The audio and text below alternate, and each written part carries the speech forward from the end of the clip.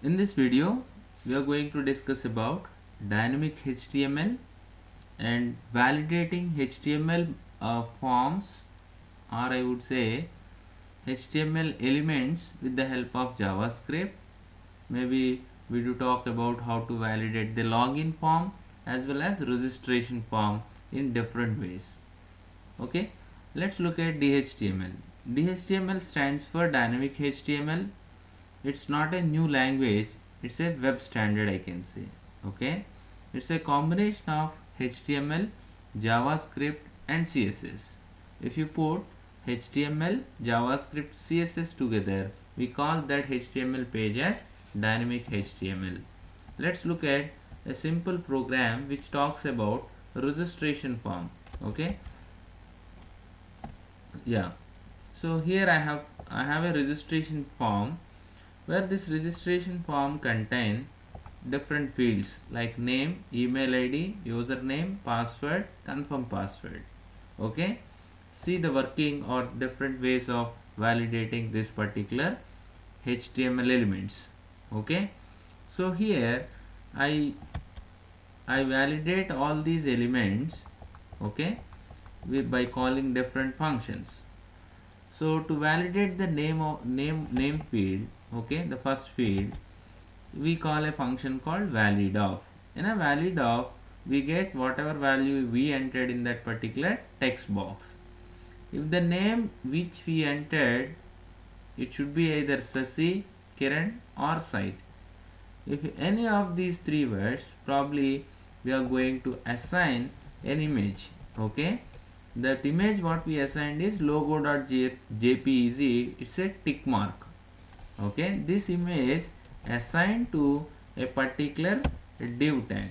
Okay, NID is the one which actually talks about the third part of the table. So when once you observe this particular registration form, okay, within this tr tag we have written three td tags. Table data, we have three table datas. The first one is just occupy the label, okay, name label. Second one is the text box. Third one is an empty div tag. That's all. If you observe this, NID is the ID for the empty table data or the div tag, and another table data is text box. The text box has the ID with the name. On change is actually a event when you change from the text box to another. Probably we call a method called valid of. Okay, when you call valid of function, we are just having, sorry, we are just try to get the value which we have entered in the text box into a variable like a name variable. Here we put a condition, simple condition. If the name is Sasi, site, Kiran, probably if any of these three values are entered in the text box, we consider it is valid. How do we say that? By simply putting tick mark next to that particular text box. Okay, that is in the third table data. If the user enter other than this text, probably we assigned a cross mark. Logo1.jpg is the cross mark symbol which we append in the same place. Okay, this is how we validate this name field. Let's check how it works. The moment when I type Kiran and tab, it says tick mark. When Sasi, okay. Other than this, it gives cross mark. Site, okay. So in the same way, we validate the rest of the fields.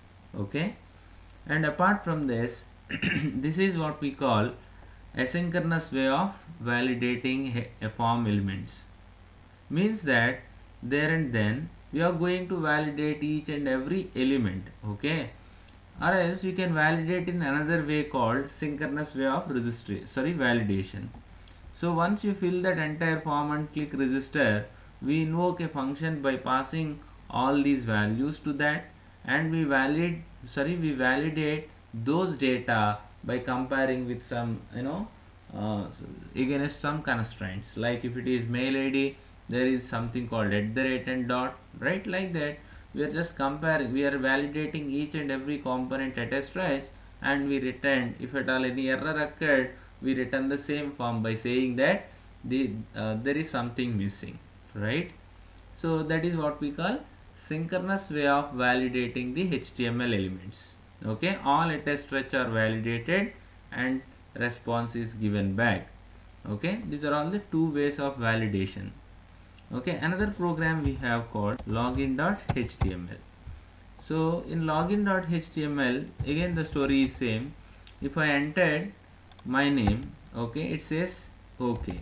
If I entered the password less than 5 characters, it says wrong password. If I enter this password more than 5 characters, it say okay. And of course, if I forget any of this field and do click on this login, it says username passwords are mandatory. Okay, these are all the ways where you can set or where you can validate your HTML form or HTML form elements. Okay, so let's look at how this login form program is written. So in the login form, I just referred 2.js file. Just see here we have specified external JS, right? 2.js file is written. That let me open 2.js file also. Okay, here we have different functions. Okay, when you enter the username and on change, we call a function called uvalid, user valid. And when you enter the password and press tab, we call a method called cvalid. When you click on login, we call frmval. Okay, these are all the three functions which we use for validating this document. The moment when I call this uvalid, or the moment when I enter the username and press tab, we call a function called uvalid. Here we just get that value which we have entered in the user's text box.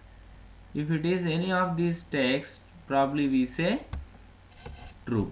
How do we say that? Either we can say simply okay, or you can put some sort of symbol, okay, some sort of image, tick mark or cross mark.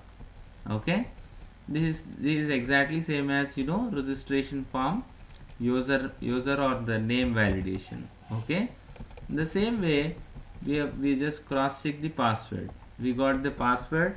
If the password length is less than 5, we can say, sorry, if it is greater than 5, we can say it is valid password.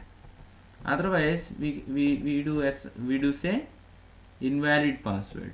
Okay, by just assigning the image cross mark. Okay, and finally frm val of is the function which we call at the time of click on login. If any of these value, okay, either username text box or the password text box are empty, then we do say username passwords are mandatory. This is how we can validate form elements in our HTML